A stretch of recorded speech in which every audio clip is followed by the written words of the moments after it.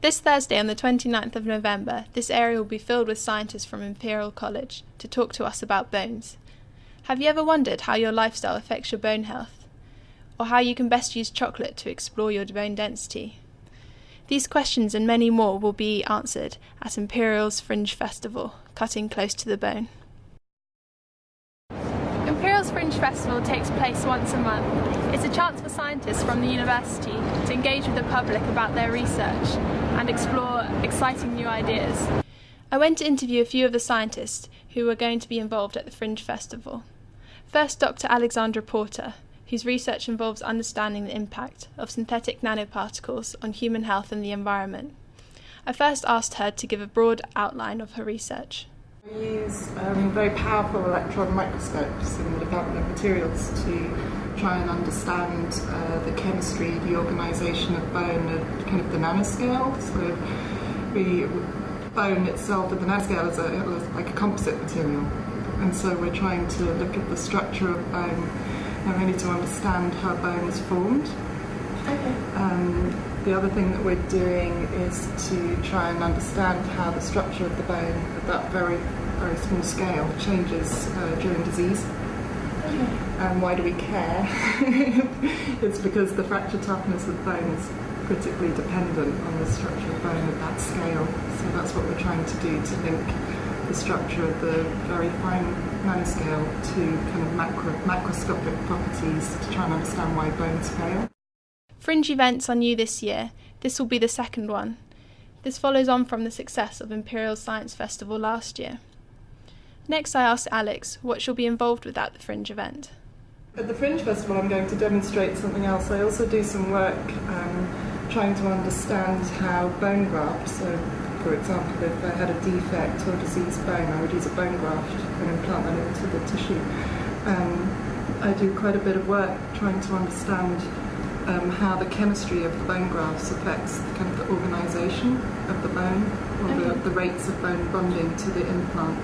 And so at the Fringe event, what I'm going to do is to do some demos with the optical light microscopes, where we're going to be looking at these interfaces between different implants and the surrounding bone. Oh, wow. We can't show you what's going on at the nanoscale, so then I'm just going to have to show you some images of what you could see if you had a really powerful electron microscope. We then went down to her laboratory in the basement, where she told me more about her research. This is the microscope that she uses to take the high-resolution images. When you visit her stall, you'll now know where these high-resolution images have come from. So this is a Titan electron microscope which we have here.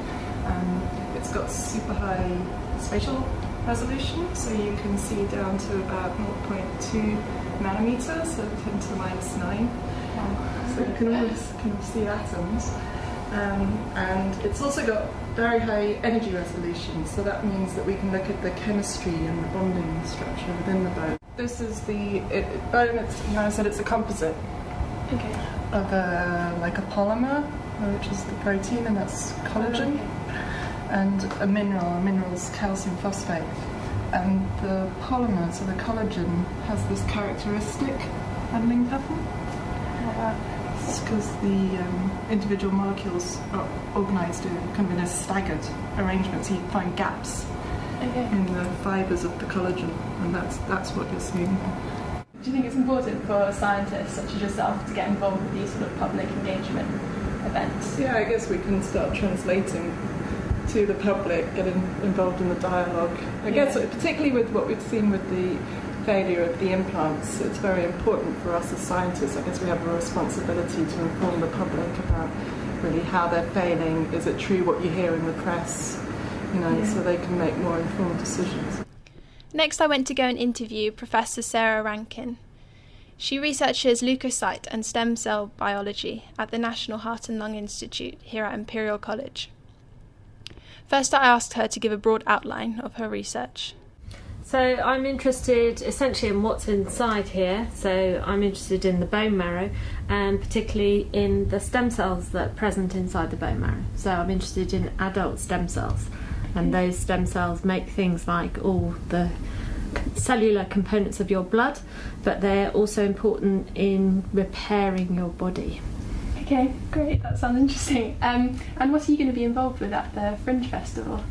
Talking to people about stem cells, showing people how scientists are making scaffolds out of donor organs, so using a whole heart or a whole trachea and decellularizing it. Wow. Such that they create this 3D scaffold. So if I show you, have a quick look in here, this is an incubator. So this is 37 degrees. It's like when you have little babies and you sort of want to keep them warm. And in here, this is where we look after all our stem cells, and we have stem cells here from bone marrow that we are growing in culture, and we can turn them into cartilage or bone or fat by adding different ingredients to them. I asked her whether her stall was going to have any visual elements. We haven't quite decided yet. Hopefully we're going to bring a microscope along and show people some of the actual stem cells that we're growing. We're also going to be doing a little bit of a arts and crafts activity, trying to make our own scaffolds. Ah, sounds exciting. So, yeah. Sarah will also be promoting her Truth Palace project. I asked her a little about it. So this is a collaboration that I've been doing with artist Gina Chernetsky, who's based in Liverpool. The idea is this is getting children to think about donating body parts, because baby teeth are one source of adult stem cells, and for stem cell therapies in the future we would need to get people to donate. So you'll be able to see Sarah and Alex and many other scientists this Thursday at Imperial between 5:30 and 9.